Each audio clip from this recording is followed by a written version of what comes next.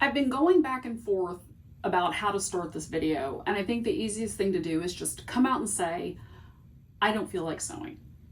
And this has been a feeling that I've had for a couple of weeks now, probably longer than a couple of weeks if I'm really being honest. I haven't really felt like sewing probably since I made my 2-hour dress back in May. And it's been for a couple of different reasons, which I'm going to share with you today. But more importantly, I'm going to share my plans for sewing in July and how I'm going to get my SEWJO back.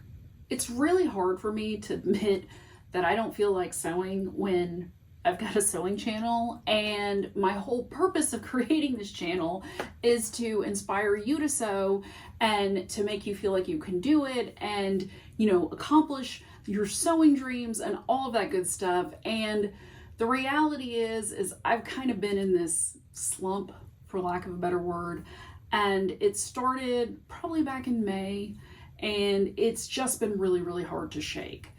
And I think it's kind of started getting worse once I had a birthday in June and I turned 48, and for some reason it just kind of hit me that I'm in midlife and I've been here for a little while, and I'm just realizing it as I'm 2 years away from 50. And I've just kind of been thinking about different things and different choices that I could have made that I didn't make, like, should I have gone to New York with my friends and pursued a career as a fashion designer, or, was going to art school in Savannah for a year the better thing to do, and then that didn't work out. So, I ended up back in Houston and I worked for the Houston Ballet for a little while, and then that didn't work out. And eventually I ended up in law school, which kind of brought me back here where I am now. But it's just been a lot of thinking about different possibilities, that if I made a different choice, the different outcomes that are possibilities. Not that for one second I regret the decisions I've made, because I don't. And I think that's important to point out, is that I wouldn't be who I am today, and I wouldn't be where I am today if I hadn't made the decisions that I made. But it's just kind of been one of those things where you kind of look back and think, should I have done it differently? And, would I have had a different life? Obviously, I would have had a different life, but I just wanted to let you know that if you're feeling the same way and in the same boat as so many Gen X women out there, you're not alone, and I'm feeling it too, and I'm trying to do my best to get through it, because it is hard, and it is, when you start questioning your life choices, you kind of wonder, like, how things could have been different. Not necessarily better, but definitely different. So, I'm kind of been wrestling with those emotions. And then additionally, over the holidays last year, like everyone does, I gained some weight, and I really tried hard in January to pull it off, or start pulling it off. And I think I added a little bit more to it. And I just am not happy with my current weight. And you may be looking at me and being like, Tony, you look fine. I've gained 10 pounds, and it's been gradual. It probably started around Thanksgiving last year, as, most weight gain does right before the holidays. And then, it just isn't as easy to lose as it used to be. And that's probably also thanks to my age and being in midlife, or as Anna thinks it should be called, midlife, which I think is appropriate for my sewing channel, since, we have midi skirts, and midlife sounds less formal than middle-aged, or midlife is okay, but I think midlife is better. So my sister gets credit for coming up with that. But, it's just kind of been this thing where it's like, I can't lose this weight. I don't want to sew. I know I make a size 16, but size 16 is a little too big on me, but then a 14 is too tight. And I'm working through that by joining a gym and really being more mindful of what I eat, and not giving in to a craving for, chocolate or popcorn with M&Ms, or wanting to make an ice cream run after dinner like last night, which I didn't do. I had some pineapple instead. So, trading one thing off for the other. But those are kind of the two things that's kind of been like swirling around in my head. And I've just kind of been like, I just don't feel like sewing. I just don't feel like sewing clothes that fit this body when this isn't the body I want. And, I have joined the Y, and I'm going to be starting with a personal trainer this coming week. So I'm feeling good about that. And I'm feeling positive, and I'm feeling like it's time, because I really want to get back into my size 14 patterns. And I really want to start making my own patterns. But to do that, I want to be in a size where when I make the effort of making my own patterns, like it actually fits. I don't want to draft a whole block and do all this work to make a pattern in a size 16. I just don't. And maybe that's superficial of me, but I'm not comfortable at this weight. All of my clothes are too tight, and it's for me. It's not for anybody else. It's not for society to say that, I'm reaching a certain age and I should be thicker through the middle. I don't accept that. And frankly, I'm really serious about doing something about it now. But in the meantime, I have some July sewing plans that I want to share with you today that are very different from anything else I've really ever done on this channel, because they all relate to costuming. When my fashion designer aspirations didn't really work out, and my stint at the ballet came to an end because I was just a contract employee, my aunt suggested that I go to law school. And back in high school, I had always thought I'd be a lawyer, but then I went to college and, didn't do great in government, didn't really like the government classes, and went off into a more artistic tangent. I ended up majoring in textile and apparel design, and then kind of went that route. And so when my aunt suggested it, and she actually said, hey, I signed you up for an LSAT class, so you're going to go take that because I think you'd be a good lawyer. And I was living in her garage apartment at the time, so, I was like, okay. She was like, I talked to your dad and he thinks it's a good idea. And I was like, okay, because, my dad for years had been worried that I wasn't ever going to get a job. But I digress. I ended up going to law school. I am a lawyer when I'm not here hanging out with you and sewing and having a good time. And going to law school was one of the hardest things I ever did, not just because having to think like a lawyer is like a major brain shift when you've been in the arts and in more creative pursuits. I really thought I might die. I'm not kidding, like not being dramatic, but like I just couldn't get it. And then one day, my second year, I took a copyright class about copyright law. And suddenly all the pieces started falling together. Like suddenly it started making sense. And so then I was like, oh, I can do this lawyer thing. I think I can do this. And so, my classes got a little bit easier. I got a little bit better, but I still felt like there was this little part of my soul that was like dead. And that was the sewing and design part. And so, I finished law school, graduated, took the bar, eventually passed the bar. And, I started practicing family law. And this other attorney who I was office sharing with was like, oh, I didn't know you could sew. There's a group of attorneys that puts on this production and it's called Night Court. And, they may need some help with some sewing. He was the stage director at the time and he's like, you should come with me. And I was like, okay. And so I went, and it was once they had moved into the theater. So it was really, really right before the show started. And it was Law of the West was the theme that year. So it was cowboy themed, and cowboys and alien themed. It was strange. But anyway, it was like I'd finally found my people. So they were lawyers, but they were creative lawyers who would sing and dance. And I got to hem a skirt. And that was my big contribution to that production.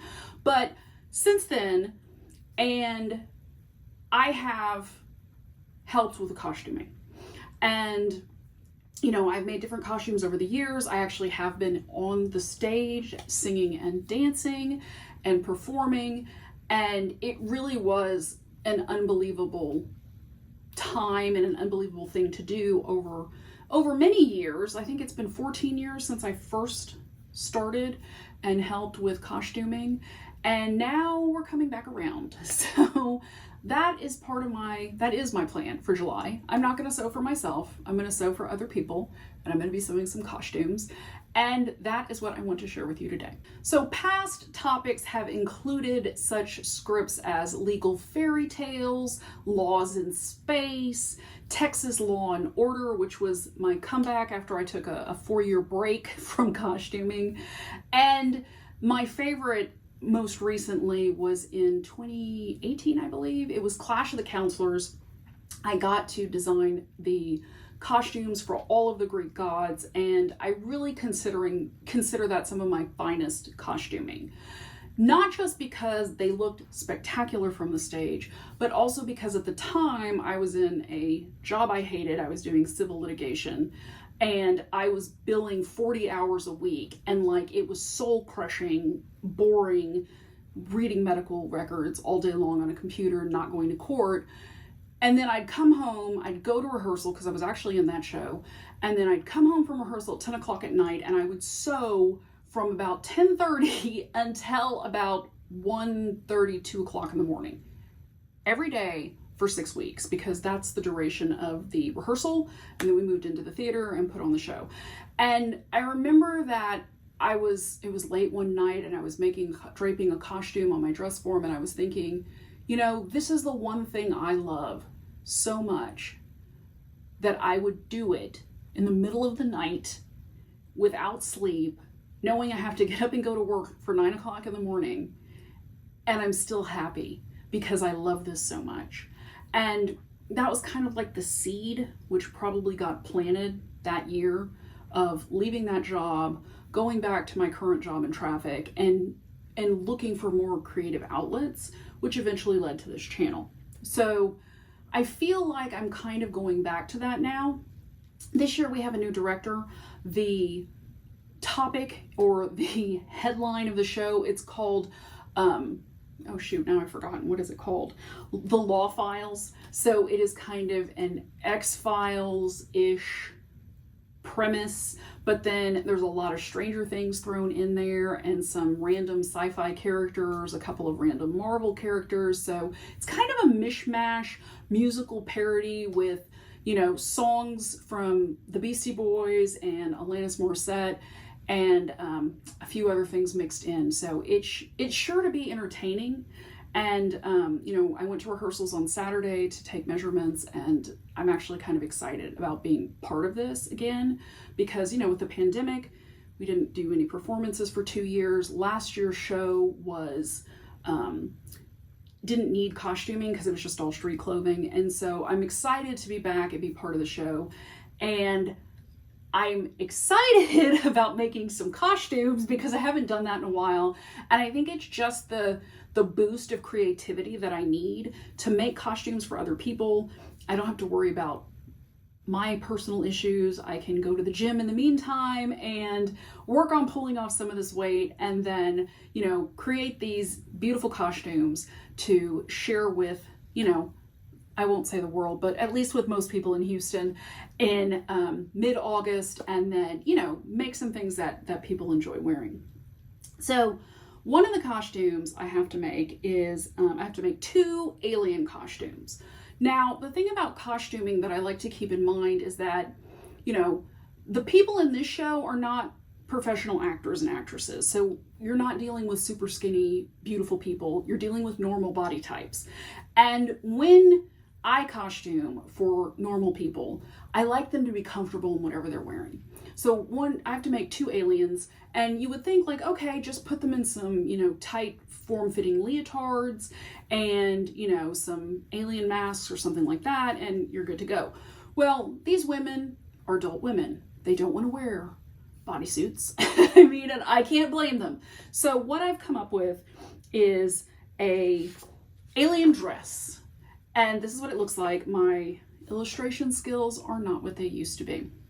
So actually, I found some patterns from Simplicity. This is Simplicity 8595 and 8590. So it's the, you know, regular size pattern, and then it's the plus size pattern, because one of the aliens is more, you know, average sizing, and the other is a little bit older lady who is plus size. And I was like, oh, this is a good base to kind of start the idea of this costume. Plus, it speeds up the construction process because I don't have to make a pattern. So that was another kind of bonus of what I was thinking, was like, let me go see what I can find. And another bonus, it's knit. So I'm thinking I can make this in some stretch green knit, kind of spandexy type fabric. And I'm going to do the version A, which is the knee length version. It has the little shoulder cutouts and the 3/4 length sleeves. And then I was going to add some like little silver discs over the shoulders and to the cuffs, and do like some kind of a silver funky belt, playing with the idea of kind of like a spaceship shaped belt. But we'll see if I actually have time for that, because I do have to make 4 other costumes that are a little bit more complicated than this. So that was my idea. Like I said, I took measurements this weekend. One of the women I was costuming, she's like, am I gonna have to wear a leotard? I was like, no, this is what you're gonna be wearing. Here's my drawing, look at it. And she's like, I'm so excited. I didn't think a dress was even a possibility. And I'm like, oh yeah, like I'm about making sure you're comfortable in what you're wearing while you're dancing, while you're up there performing. Because, you know, when you've got to memorize lines and you got to learn dances and songs and all this other stuff, the last thing you want is to be like wearing this really uncomfortable costume that makes you self-conscious and then, you know, impedes your entire ability to do what you're up there for, which is to entertain for charity. So Night Court is a charity here in Houston. We're all lawyers, and we raise money for legal charities in Houston to help, you know, it helps with legal services for people who can't afford them, for the homeless, for, you know, women who are in abusive relationships. And so we have like 5 or 6 different charities that apply to be part of the, you know, to get the funds. And it's been going on for quite a while now. I'm trying to think of when we became an independent entity, which I don't exactly know because I don't deal with that part of it. But, you know, it's a cool thing that happens. It's, you know, every August here in Houston. So if you're in the area, I'll put a link in the description below and you can get tickets and come check it out because it is fun. And if you're a lawyer, you get 2 hours of ethics CLE as an added bonus. So there are some lawyer jokes and you're going to learn about some lawyer ethics if you're not a lawyer, but you know, that's kind of the fun of it. So that is one plan. I do have to go find this fabric online, so I have nothing to show you today. I'm just going to order it and, you know, have to figure out how to get it here fast enough because I got to start sewing. We need these done by, I think August 9th was the deadline I set on myself. The other big set of costumes that I have to make are for the AI bots that are characters in this show. So think Alexa, Siri, Cortana, and Wiki, and those are the 4 bots that have their own roles, and I have to come up with costumes for them. So I started looking through some of the costume books, and thankfully, you know, Halloween is right around the corner, and so they're starting to get more costuming patterns in at, you know, the fabric stores. And so I came across this one, which is Simplicity 9353, and it's a little crazy, and I think I can modify it for the needs of the show. So I showed this to my director and he's like, I'm not feeling it. And I said, but wait, let me redraw it and show you my idea. So this is the drawing. It's basically this costume from the neck to about the knee. And then I'm taking off these fringes, so it'll just be a sleeve. So you're gonna have this kind of boxy costume. Around the neck, to kind of make that stand up, is boning. And I was thinking I would also put boning in the bottom hem part of the tunic as well as the sleeves, which will kind of hold it out. When I was at rehearsal yesterday, the bots have their own number and they're very like mechanical dancing. And I was like, oh, if they have boning in the sleeves and everything, then it's going to keep everything still looking really sharp and robotic like it's supposed to. So the idea for these costumes is that I'm going to make them in metallic brocade fabrics. I did actually find a source online which has very good prices. It's like, I think it was like $5.95 a yard and it's 60 inches wide. We're going to be making Wiki in this purple metallic. Alexa will be in the dark blue metallic, and then I still have to figure out what color to make Cortana and Siri. A gold color for Cortana. I'm not sure yet. I still need to order that fabric too. So that's my idea. And then they'd be wearing black leggings with black shoes, so they kind of on stage look just more like a bot from like the knee up, and then you kind of wouldn't notice their legs and feet too much. Once again, you know, because of the costume, there are certain parameters. They have to be able to dance in these things. You know, they may have to do some knee kicks at some point. And so because of that, like, we didn't want to go with the full length version of it, because then obviously you're in a giant tube and you can't dance very well. So I decided to shorten it to the knee, and then that way everybody has better movement for whatever choreography the choreographer comes up with. And based on what I saw yesterday, I think that this will work pretty well, and that you know, it's going to be feasible once I get the fabric. And at least, again, I have a basic pattern to work off of. You know, it does come in a whole bunch of sizes from extra small to extra large, and so one of the girls is like 5'11", so she's really tall. And you know, I'm like, okay, that'll work, I can adjust this. And so I'm gonna pattern my own pattern off of this as a starting point, and same with the construction, because I don't think I would have thought to put boning into a seam to kind of make it stand up like that. But thankfully Amazon sells boning in like 50 yard or 50 feet rolls, so I can get a whole bunch of it all at once. So that's what I'm thinking as far as like the heavy duty sewing and costume design. And I'm actually, like, the more I think about it, and then being at rehearsal yesterday, I was like actually getting excited again about sitting down at my machine and being like, okay, I can do this. It's going to be like 4 weeks till I have to have these costumes ready for the dress rehearsal, but I'm feeling really up for the challenge. I'm really excited about it again, which, you know, I've been struggling with that. And, you know, honestly, I did these drawings. I sent my ideas to my director. I made some little mood boards on Canva and sent him those about what I was thinking. And I didn't hear from him. And then it was 2 days, and then it was 3 days. And, you know, my confidence was really shaken because he's a new director. I wasn't sure what his vision was of the show. You know, I'd worked with the previous director for the past, 13 years. And so she knew that I could do whatever. She let me do whatever I wanted. I told her my idea. She's like, great, go do it. And so I just was feeling very, very apprehensive with the new director and, my designs. And I haven't drawn in forever. And these are not great illustrations by any stretch of the imagination. But I kind of was just waiting, and I was just like, I just don't want to do anything. I'm just going to sit here and not do anything. And he emailed back and said that he liked it. He's like, I can't remember what he said exactly, but it was funny. And he said, I'm digging your designs. So I'm like, yes, he's digging my designs. And I felt better since then. So I kind of was getting more motivated, getting more ramped up. There are a few other costumes I have to do. I have to make a Groot-like costume because Groot is a character in the show this year. I previously made some very beautiful tree costumes, which unfortunately cannot be used because dancing is required of Groot in this production, whereas in the past the trees would just stand there and kind of sway a little bit.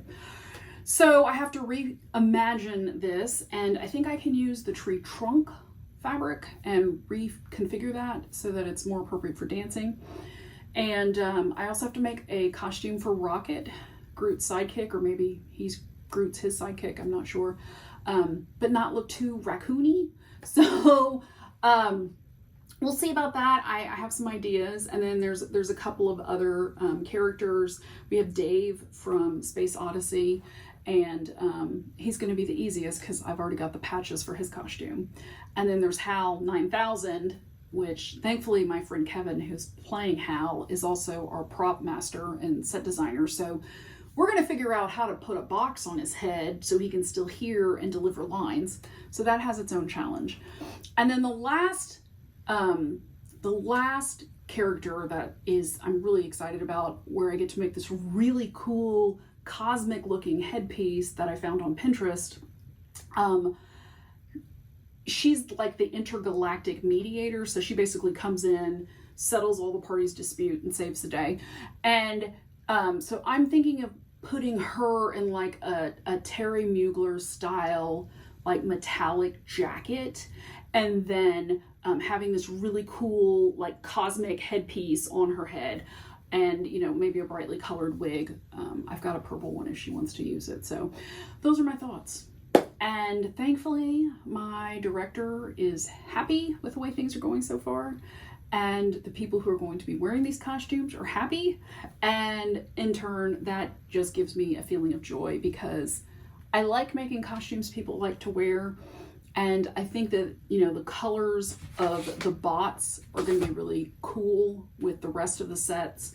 And, you know, my green aliens are going to look very, very alien Roswell-y if the aliens from Roswell wore dresses. So that is what I wanted to share with you today. I am feeling hopeful that this SEWJO will improve gradually over the next few weeks, and I am hoping to be back with you guys and making some clothes to wear, and clothes in my size 14, probably in, you know, late August, September. But we're gonna have some more fun stuff with costuming coming up, so be sure to check out some more videos. I'm not sure what I'm doing yet. I have no plan. I'm just going to be I'm going to be sewing a lot and making costumes, but you can see the progress in the community tab, so be sure to check that out. And on Instagram, I might throw up some shorts. We'll see how it goes. Maybe during try-ons or something. We'll see if my friends will agree to be part of this experiment and creativity. So if you've enjoyed this video, you totally want to check out this one coming up next, and I'll see you over there.